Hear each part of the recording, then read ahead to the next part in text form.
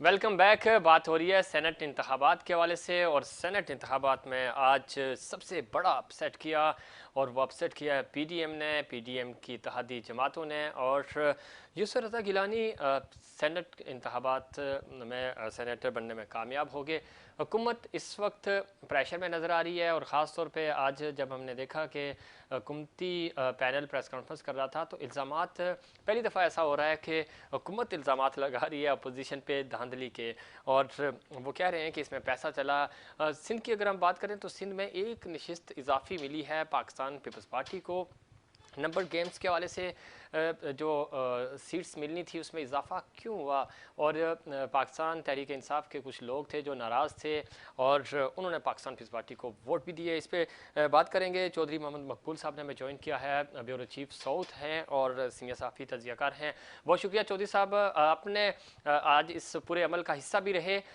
क्या देखा, क्यों पाकिस्तान तहरीक इंसाफ के जो लोग थे या दूसरी जो जमातें थी इत्तेहादी उनकी, और वो अपने हुकूमती इत्तेहाद से नाराज़ होके, नाला होके पाकिस्तान पीपल्स पार्टी को वोट दिया? क्या वजह थी इसकी? साथ है जैसे मैं बहुत के ऊपर जो है वो वाजिया बरतरी जो है वो पीएम के तमाम मुताफिका जमात तमाम जमातों के अहदाफ पे यूसुफ रज़ा गिलानी साहब अक्सरियत से जी जीते हैं। तो ये तो एक वाजिया ये था कि तमाम जमातों का एक मुताफिका एहदाफ था, और तमाम जमातों ने एक अपने उम्मीदवार को जिताने में पूरी कोशिश भी की, और जिससे आज जाहिर है कि यूसुफ रज़ा गिलानी साहब जो है वो सेनेट के चेयरमैन मुंतखब हो गए। और इसमें देखा ये जाए तो सेनेटर मुंतखब हुए जी। इस वक्त एतादी जमातें अपनी कोशिश पे कामयाब हो गई हैं। ठीक, अच्छा, अगर हम सिंध की बात करें तो सिंध में क्या, सिंध असम्बली के अंदर एक तो वोटिंग का अमल बिल्कुल सही रहा, लेकिन पाकिस्तान तहरीक इंसाफ के जो नाराज अरकान थे उन्होंने वोट दिया। इसके अलावा कौन लोग हैं जिन्होंने पाकिस्तान पीपल्स पार्टी को सपोर्ट किया? देखें जी, बात ये है कि ये जो आज के इलेक्शन हुए हैं इसमें तो वाजिया तौर के ऊपर ये आप देखा गया कि तहरीक इंसाफ के कुछ ऐसे लोग हैं जो उनके नाराज जो दोस्त थे, उन्होंने भी आज वोट जो है वो पीपल्स पार्टी को दिया, और पीडीएम के जो अतादी जमातें उस जाहिर है कि उनमें शामिल होकर उन्होंने सेनेट का वोट अपना जो है वो दिया, और जिससे वाजिया तौर पर बरतरी जो है वो मिलने की वजह यही थी कि यूसुफ रज़ा गिलानी साहब के जीतने की। और यहाँ जैसे सिंध के अंदर भी जो पीपल्स पार्टी ने 7 नशिस्तें ली हैं, और एमक्यूएम ने 2 और पीटीआई ने भी 2 नशिस्तें हासिल की हैं। तो इसमें यह है कि इस वक्त देखा जाए तो ये एक पीटीआई को बड़ा एक धचका लगा है कि आज उनको उसके हाथ से सेनेट भी जो है वो भी चली गई। पीटीआई को बड़ा धचका लगा, और हम देख रहे हैं कि सेनेट में जो अक्सरियत पाकिस्तान तहरीक इंसाफ हासिल कर सकती थी, मतलूबा अक्सरियत, वो हासिल करने में नाकाम रही। शाह साहब, अपसेट है, और इसमें कोई शक नहीं, और यही वो डर था जिसकी वजह से ओपन बैलेट का बार बार कहा जा रहा था कि शायद कुछ ऐसे लोग हैं जो ज़मीर के मुताबिक वोट देंगे, तो ज़मीर के मुताबिक अगर उन्होंने वोट दिया तो वो हमें नज़र भी आया। देखिए, वोट तो ज़मीर का होता है ना, गन पॉइंट पे तो आप ले नहीं सकते। वोट जो होता है उसमें जो भी जिसको मुनासिब समझता है उम्मीदवार की हैसियत से, यही जमहूरियत का हुस्न है, यही जमहूरियत में बताया जाता है। अब अगर हम बात करते हैं कि पहला ऐसा अपसेट हुआ है इस्लामाबाद वाला, जो कि हुकूमत ने वो नशिस्त इस्लामाबाद वाली हारी हो, ठीक, वरना तो जो हुकूमत वाली जमात होती है वो हमेशा उस सीट को जीतती है। अब जो बात पहलू आपने जो उठाया है वो बड़ा अहम है।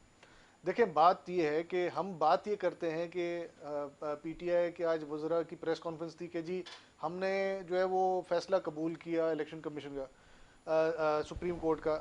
आपने कबूल नहीं किया, आप तो उसको मजबूर हुए चैलेंज करने, आप उसको चैलेंज करने की बात कर रहे थे। आपको असल में खौफ और डर यही था।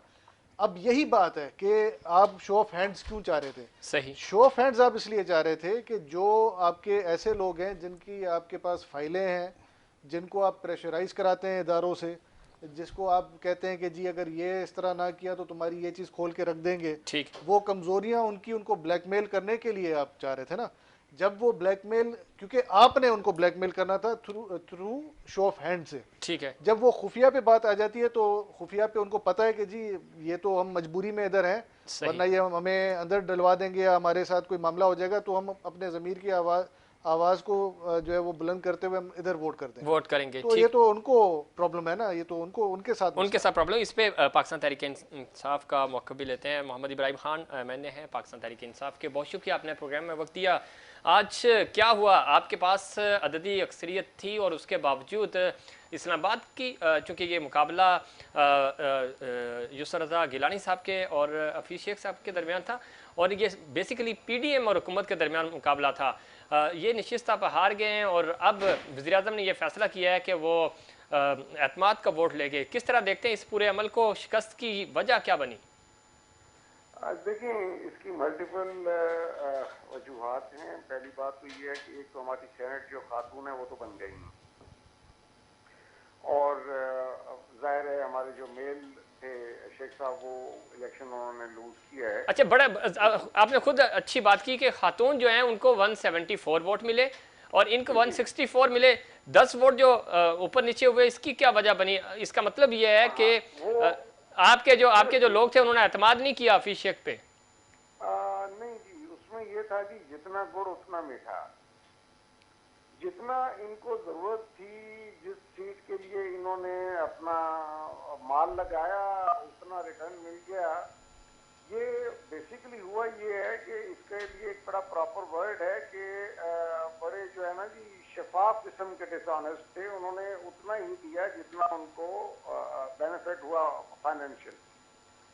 तो ये कैसे मुमकिन है, एक वोट के लिए उन्होंने पैसे दिए और एक के लिए नहीं दिए? वाली सीट के लिए इन्वेस्टमेंट नहीं हुई, इसलिए उधर वो पूरे पड़ गए और ऊपर वाली सीट के लिए इन्वेस्टमेंट थी। वो एक 12-14 घंटे पहले वो वीडियो भी सामने आ गई थी कि वोट जाय कैसे करने हैं, देने कैसे हैं, देने वाले का ये रेट है और जाय करने वाले का ये रेट होगा। वो सारा कुछ पहले सामने आ तो गया था जी। तो बहरहाल ये एक चीज मैंने जो नहीं देखी है वो ठीक है। अगर आपकी इस बात से भी इब्राहिम साहब, आपकी इस बात को भी मान लेते हैं, 7 वोट जो आपके मुस्तरद हुए उसमें किसने गुड़ डाला? मैं अर्ज कर रहा हूँ ना जी, ये कोई आप वो भी तो देख लेना, 7 वो हो गए और ये 9 ऊपर जो गायरन पड़ गए, तो वो दोनों कैटेगरीज 14 घंटे पहले वो जो गिलानी साहब के बेटे थे वो बता रहे थे ना कि ज़ाया करेंगे तो ये इसके ये मिलेंगे और अगर देंगे तो इसके ये मिलेंगे। सही ना जी। अच्छा, उसके वो सारा उन्होंने एक्सप्लेन तो कर दिया था। ठीक। अब हुआ ये है कि जो चीज मुझे सरप्राइज कर रही है, लोग क्या करते हैं इस किस्म की मेल प्रैक्टिसेस या जमीन फरोशी कहें या इसको जो भी कह लें आप नाम दे रहे हैं, सही। लेकिन पहली दफा मैं ये देख रहा हूँ कि चोर चोरी करके और फिर साथ जश्न मनाई जा रहे हैं। लेकिन ये भी हम पहली दफा देख रहे हैं कि हुकूमत जो है वो अपने सिस्टम पे ही सवालिया निशान उठा रही है। हुकूमत आपकी है और आप ही धांधली का इल्जाम भी लगा रहे हैं। मैं अर्ज ये कर रहा हूँ, इलेक्शन हुकूमत नहीं करवा रही थी, इलेक्शन कमीशन करवा रहा था। तो ये 100% इलेक्शन कमीशन को सुप्रीम कोर्ट ने कहा भी सही कि इंश्योर करो, तो लूप होल जितने थे कि उसके बावजूद वो उसको इंश्योर नहीं कर सके, जिसकी वाजे और सबूत के साथ वो मिसाल सामने आ गई है। जिनकी स्ट्रेंथ इतनी नहीं है वो कैसे पड़ गया। लेकिन इसमें देखिए इब्राहिम साहब, एक तरफ आप कह रहे हैं कि इलेक्शन कमीशन करा रहा है, बिल्कुल इलेक्शन कमीशन करा रहा है, आपका उस पर असर सुख भी नहीं है, ये भी मान लेते हैं। लेकिन एक तरफ यानी सिर्फ इस्लामाबाद की सीट पे आपको प्रॉब्लम है, पूरे पाकिस्तान में जो इलेक्शन हुए उस पर आपको भरोसा है? देखिए, मैं ये कह रहा हूँ कि इलेक्शन कमीशन ने घपले नहीं कराए ना, मैं इलेक्शन कमीशन पे ये इल्जाम लगा रहा हूँ। लूप होल जितने थे कि वो कंट्रोल नहीं कर सके। तो सर 2 साल थे ना आपके पास, 2.5 साल, आप रिफॉर्म्स पहले ले आते, शो ऑफ हैंड्स का मामला पहले ले आते ताकि ये मामला खुल जाते। हम तो जब भी रिफॉर्म की बात करते थे वो हर रिफॉर्म इनके उलट जाती थी। ठीक। तो वो उसको हर बात पे जब इनके पास मकसद है सिंपल मेजॉरिटी के साथ तो नहीं की जा सकती थी ना जी। ठीक है इब्राहिम साहब, आप लाइन पे रहिएगा। हमारे साथ स्टूडियो में शुदा शाह जिलानी साहब और रिजा आलम बेग साहब मौजूद हैं, उनका पॉइंट ऑफ व्यू भी लेते हैं। बेग साहब, गुफ्तगू आप सुन रहे हैं, वो ये कह रहे हैं कि चूंकि जितना गुड़ डाला गया उतना ही रिजल्ट आया, तो ये कैसे पॉसिबल है? मतलब 2 कैंडिडेट हैं वहाँ पे, खातून जो हैं वो पूरे वोट ले रही हैं और जो शेख साहब हैं उनको वोट कम पड़ रहे हैं। देखिए, मेरे ख्याल में इनको गुड़ की मिठास का अंदाज़ा नहीं है और अगर होता तो इनको पता होना चाहिए था कि गुड़ अगर वाकई डलना था तो उसके अंदर जो ये 10 सीटों का फ़र्क आया कभी नहीं आता। सही। और जिस तरह इन्होंने कहा जी वीडियो पहले सामने आ गई थी, तो मेरे ख्याल में इनको तो ज़्यादा मोहतात होना चाहिए था। सही। और मैं पहले दिन से अपने हर प्रोग्राम में कह रहा हूँ कि शो ऑफ हैंड का जो मामला है ख़ुद हुकूमती सतहों पे अपने लोगों पर फुकदान एतमाद का। सही। आपने देखा आज भी जो इन लोगों ने प्रेस कॉन्फ्रेंस की उसमें यही बात की कि खान साहब जब एतमाद का वोट लेंगे तो वो ओपन होगा। सही। ठीक है ना, उसमें शो ऑफ हैंड तरीका अख्तियार किया जाएगा। इसका मतलब है अभी भी कहीं ना कहीं कुछ ना कुछ मौजूद है, ठीक है, जिसकी बुनियाद पे वो कहते हैं ना जहाँ धुआं उठता है कहीं ना कहीं चिंगारी मौजूद होती है। सही है। तो इनको वो चिंगारी दिख रही है और मैं समझता हूँ इब्राहिम भाई समेत जितने भी ये हुकूमती अरकान हैं इनको खुद मुहासबा करना चाहिए। ख़ास तौर पे अपने जो इनके लीडर हमारे कप्तान हैं उनको बताना चाहिए कि देखें एम्पायरों पे निसार करने का वक्त गुजर चुका है। अच्छा। अब अमली तौर पे खुद अपने आप को रिफॉर्म करना पड़ेगा और ऐसे तदाबीर इख्तियार करनी पड़ेंगी। सही।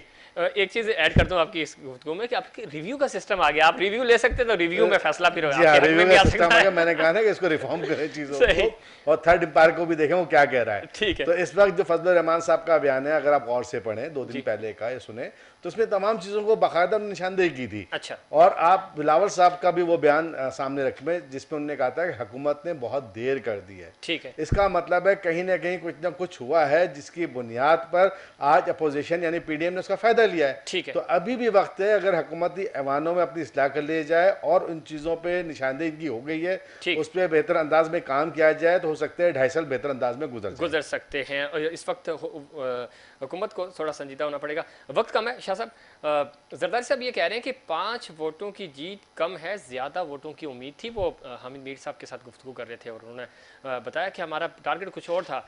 यानी गुड़ जो है अगर हम कह रहे हैं तो शायद गुड़ भी हल्का सा चीनी भी नहीं डली है, गुड़ सही मानों में डला नहीं है, ब्राउन शुगर इस्तेमाल हुई है। देखें इसमें एक तो चीज़ें होती हैं जो नेचुरल सर्कमस्टेंसेस में आ जाती हैं, फिर कोई ना कोई उसके जो है ना ताने वाने कहीं से वो जोड़ने की कोशिश की जाती है। ये रवायती हमारी सोच है, हमारे एक वो है।